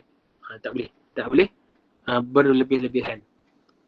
Inna Allah la yuhibbul mu'tadin. Allah tidak suka orang yang berlebih-lebihan. Arahan peperangan, ada arahan peperangan. Cuma jangan berlebih-lebihan sehingga kita nak bantai seluruh manusia, kita nak perang dengan seluruh manusia. Itu bukan tuntutan daripada tuntutan agama. Yang terakhir, orang Islam mestilah menyegerakan pendamaian jika diminta gencatan senjata. Macam berlaku dekat Al-Qassam baru ni kan. Bila Israel minta untuk gencatan senjata, walaupun kita faham bahawa Israel ni, orang Yahudi ni kaki kelentong kan. Kita tahu ada saja matlamat walaupun dia pergi gencatan senjata tu ada asbab dia. Ada daripada sudut politikalnya ada. Tapi bila dah kita di approach untuk gencatan senjata, maka terima. Tak boleh tolak.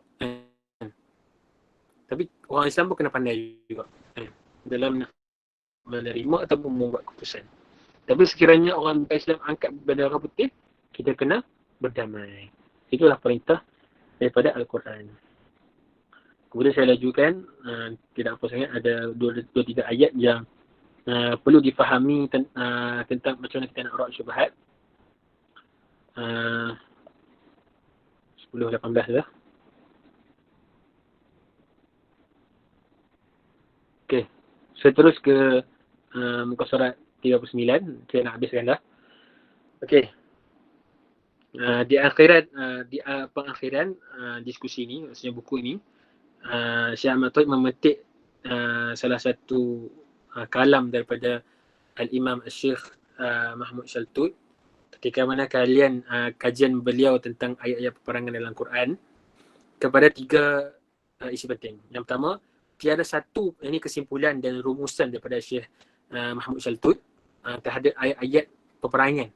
Ayat-ayat khitab di dalam Quran itu ada, tapi ada kefahaman dan rumusannya. Iaitu, tiada satu ayat pun di dalam ayat Quran yang menunjukkan arahan peperangan dalam Islam untuk memaksa manusia untuk bela Islam. Maksudnya tidak ada ayat khitab atau peperangan dalam Islam untuk paksakan orang bukan Islam untuk masuk Islam. Itu pemaksaan dalam agama lah, tidak ada. Yang kedua, berdasarkan ayat-ayat Quran telah kita nyatakan, arahan peperangan itu hanyalah terhad untuk membalas serangan musuh, melindungi risalah dakwah dan kebebasan beragama. Macam kita sebut tadi bahawa bukan semata-mata melindungi orang Islam saja, tapi melindungi orang bukan Islam sekalipun. Hebatnya perintah berperang dalam Islam. Dan yang terakhir, ketika mana aku mensyariatkan peperangan, ia sekaligus membawa maksud larangan kepada ketamakan, sifat penting diri, menzalimi orang yang lemah. Malah dengan pensyariatan itu dianjurkan untuk mencapai keamanan dan kedamaian. Bermaksud arahan peperangan dalam Islam untuk keamanan. Bukannya berperang itu untuk lebih merosakkan, lebih mengucap-kacirkan sebuah negara. Tak. Berperang itu atas matlamat untuk mencapai keamanan dan melindungi orang yang dizalimi. Itu yang saya sebutkan sebelum ini. Sebagai penutup bahasan kali ini, kami membawakan pedoman ayat Quran yang menghimpun kesimpulan yang jitu serta hujah yang kuat tentang intisari keamanan perhubungan antara orang Islam dan orang bukan Islam. Jadi yang tu boleh baca ayat tu. Dan yang terakhir, falsafah peperangan dalam Islam. Maka inilah falsafah peperangan dalam Islam. Kami telah nyatakan secara ringkas, semoga ia mencukupi untuk menyikapi prinsip keamanan. Dalam agama yang lurus ini, perbahasan berkisar peperangan mahupun jihad, qital wal jihad, sebahagian besarnya berkait rapat dengan topik akhlak. Kita kembali kepada topik yang pertama tadi kita sebut, kan? Matlamat ataupun prinsip jihad atau perang dalam Islam itu adalah akhlak, untuk menunjukkan akhlak bahawa medan peperangan itu juga medan dakwah, bukan hanya medan untuk berperang dan berbunuhan antara satu sama lain. Yang kami tidak ditemui teori ini dalam mana-mana agama sekalipun, ideologi moden walaupun ideologi daripada komunis ke daripada ideologi yang ada sekarang kan, Nazi ke fasis ataupun komunis ke sosialis ke, tidak ada prinsip ini ketika mana hal berkaitan dengan peperangan. Institusi-institusi melainkan terdapat dalam perundangan Islam. Hanya Islam saja yang mensyariatkan perkara tersebut. Senang Islam yang bertoleransi kepada segenap manusia tanpa mengira agama, ras dan kulit mana. Akhir kalam, saya berharap jika ada masa yang lapang, saya akan menulis buku yang lain tentang perbandingan di antara prinsip akhlak Islam dan prinsip orang yang ekstrim dalam hal peperangan. Maksudnya ada beza di antara prinsip Islam yang Islam gariskan dan prinsip orang yang ekstrim. Jadi saya sarankan untuk mencari buku ni. Dekat Mesir. Yang ni saya beli dekat Ma'rad sebelum ni. Dekat Mesir, tak rasa jual mana. Mungkin kat tak apa. Saya tengok. Dekat Darussalam banyak ada jual. Dan satu lagi buku Haqqul Mubin Syekh Usama.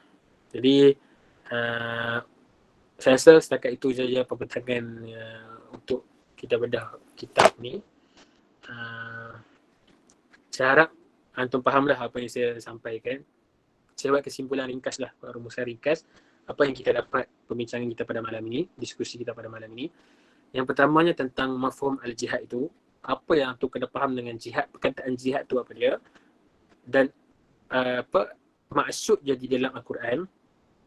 Adakah dia hanya terhad kepada jihad peperangan semata-mata ataupun jihad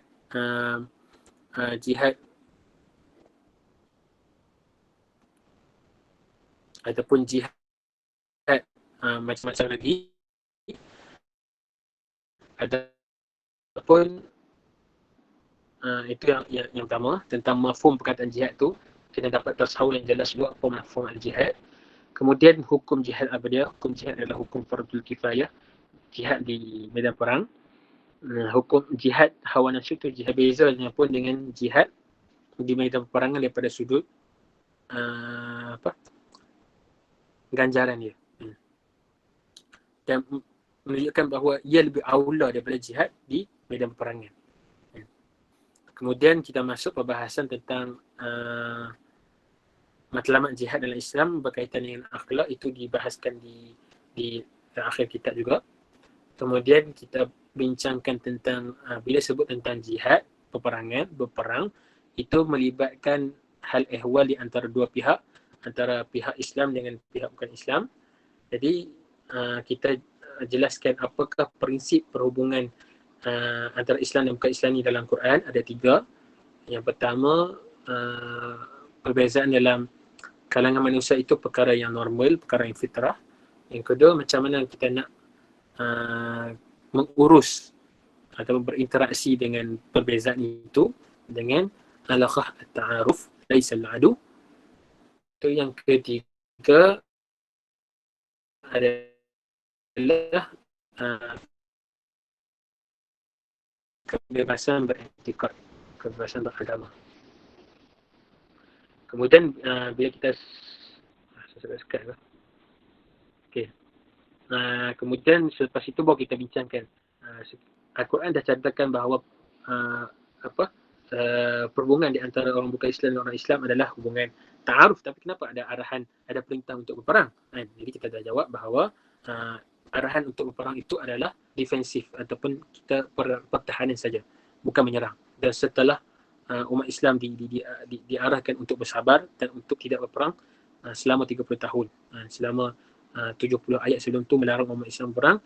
Setelah dizalimi barulah diizinkan untuk berperang. Kemudian kita masuk pembahasan tentang kenapa kita berperang dengan orang kafir, bukan sebab mereka kufur, tapi sebab mereka ada kudrat untuk berperang ataupun untuk berlawan, menunjukkan pemusuhan mereka dengan orang Islam. Dan kita sertakan dengan dalil akli berkaitan dengan jihad ataupun perang dalam Islam tu hanya berada di kawasan Madinah. Kemudian ketika Rasulullah mengadakan Fathul Mekah, kemudian sekiranya umat Islam diperintahkan untuk berperang sebab kekufuran, sudah pasti negeri yang pertama diserang oleh orang Islam adalah Habasyah. Sebab apa? Sebab Habasyah itu diambil oleh orang-orang kafir, orang Kristian. Bukan atas dasar mereka kufur, tapi atas dasar mereka tidak melawan. Kemudian yang kedua adalah fakta sejarah. Tadi fakta sejarah tu. Fakta sejarah. Kemudian yang ketiga adalah dalil nakhli daripada surah Al-Hajj, kemudian surah Al-Baqarah. Alladzina yukhatilunakum itu marji' yang keseluruhan perintah-perintah waqtuluhum dan sebagainya itu merujuk kepada marji' yang tersebut, itu setelah kamu diperangi. Kemudian yang terakhir tentang falsafah peperangan dalam Islam dan bagaimana sebelum tu Syekh Ahmad Narat dua golongan orang bukan Islam yang menyelewengkan Al-Quran dan penyelewengan daripada kalangan orang Islam sendiri berkaitan dengan ayat-ayat peperangan dalam agama, dalam Quran. Kemudian prinsip perang dalam Islam ni Syekh Ahmad Narat tekankan sekali lagi bahawa ia di bawah ta'aluk akhlak, bukannya sebab kita nak berperang, kita nak bunuh orang. Dan kemudian ada beza di antara prinsip Islam yang Islam gariskan dalam peperangan dengan prinsip orang Islam. Jadi berkenaan dengan prinsip tersebut, saya sarankan dua kitab Al-Irhab At-Tashkhis wal Hulud kerana Syekh Abdullah bin Layah, kemudian buku Al-Haqqul Mubin Syekh Usamah, diterjemahkan oleh Ustaz Hidayatullah, tajuknya Islam Radikal. Boleh cari dekat Shopee, ada sebut tersilap lah. Okay, saya rasa setakat itu je. Mungkin 5 minit ni kita mungkin ada pertanyaan ke, ada persoalan. Kita dah habis lah, untuk kita ni. Untuk kita tamatkan perbincangan kita pada malam ni. Mungkin ada soalan. Selagi saya boleh mampu saya jawab, saya jawab. Kalau tak ada soalan, kita dah boleh akhiri diskusi kita pada malam ni.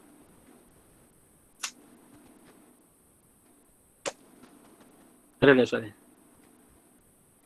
Kena open mic pun tak apa. Adapun kalau ni tulis pun tak apa. Kalau tak ada, saya nak akhiri dah sesi kita pada malam ni. InsyaAllah next liqa kita akan bersama dengan Ustaz Wafi untuk beliau bedah buku Syiar Al-Jemaah berkaitan dengan model kenegaraan, hubungan kemasyarakatan di antara orang Islam dengan orang bukan Islam. Dan saya sebut secara ringkas tadi, ada 4 namuzaj, ada 4 model. Model Al-Makkah, ketika mana majoritinya orang bukan Islam, minoritinya orang Islam, bagaimana interaksi orang Islam dengan orang bukan Islam. Yang kedua, model namuzaj Al-Habsyah, model Habsyah, ketika mana majoriti orang bukan Islam, yang Mekah tadi majoriti orang bukan Islam dan mereka zalim dan menindas orang Islam, bagaimana orang Islam kena buat. Yang kedua, model Habsyah, ketika mana majoriti orang bukan Islam tetapi mereka menghormati agama Islam dan melindungi orang Islam, bagaimana ta'aluk pun alaqah dengan orang bukan Islam. Model ketiga, model Madinah yang fasa pertama, ketika mana majoriti orang Islam, minoriti orang bukan Islam. Bagaimana kita nak berinteraksi dengan orang yang minoriti orang bukan Islam ni. Dan yang keempat adalah model Madinah fasa yang kedua, ketika mana kesemuanya orang Islam di dalam sesebuah negara. InsyaAllah kita akan bedah buku tu. Ustaz Wafi akan jelaskan secara lebih terperinci. Ada soalan? Ustaz, bagaimana pula untuk memahami mengenai perang Jamal? Perang Jamal. Okey, perang Jamal di antara Allah SWT, Sayyidina Aisyah dengan Sayyidina Ali. Okay. Jadi perkara pertama untuk memahami tentang peperangan Siffin dan peperangan Jamal lah, untuk peperangan ni adalah itulah fitnah dalam sejarah umat Islam. Jadi umat Islam ni berantakan. Umat Islam ni berperang bukan zaman sekarang saja. Umat Islam berperang selepas kewafatan Rasulullah, selepas kewafatan para sahabat yang agung. Umat Islam dah berpecah dah. Umat Islam dah berperang dah. Dan peperangan itu berlaku di antara para sahabat sekalipun. Cuma kita sebagai ahli sunnah wal jamaah, Asy'ariyah wal Maturidiyah, kita berpegang bahawa kita tidak boleh untuk menyalah-nyalahkan para sahabat yang terlibat. Dan kita tak boleh nak ni salah, sahabat ni salah, sahabat ni betul dan sebagainya. Itu adabnya. Cuma apa yang disampaikan oleh Syiar Al-Jemaah adalah hikmah ataupun apa yang kita dapat daripada peristiwa tersebut adalah peristiwa bagaimana umat Islam berperang dengan umat Islam sendiri, bagaimana umat Islam mengangkat senjata di depan wajah satu i'tikad dengannya. Jadi kat situ kita kena bincang apa yang kita perlu pelajari daripada sejarah tersebut. Jadi kita kena faham tak? Kan? Bagaimana kita nak menyelesaikan masalah tersebut sekiranya ia berlaku pada zaman sekarang. Tapi secara adabnya kita tak ada kuasa untuk bincangkan siapa salah dan siapa betul. Itu bukan urusan kita. Jadi itu saja saya boleh jawab. Peperangan itu berlaku di antara para sahabat dan menunjukkan bahawa perpecahan umat Islam ini dah berlaku lama dah. Dan bukan zaman sekarang saja umat Islam berperang gaduh satu sama lain. Yang kedua, kita secara adabnya kita tidak boleh untuk nak salahkan mana-mana sahabat. Cuma kita boleh bincangkan daripada sudut hikmah dan apa pengajaran kita boleh dapati daripada peristiwa tersebut. Bagaimana kita nak mengurus perbezaan pendapat dan sebagainya. Itu saja yang saya boleh ulas. Ada tak soalan ni?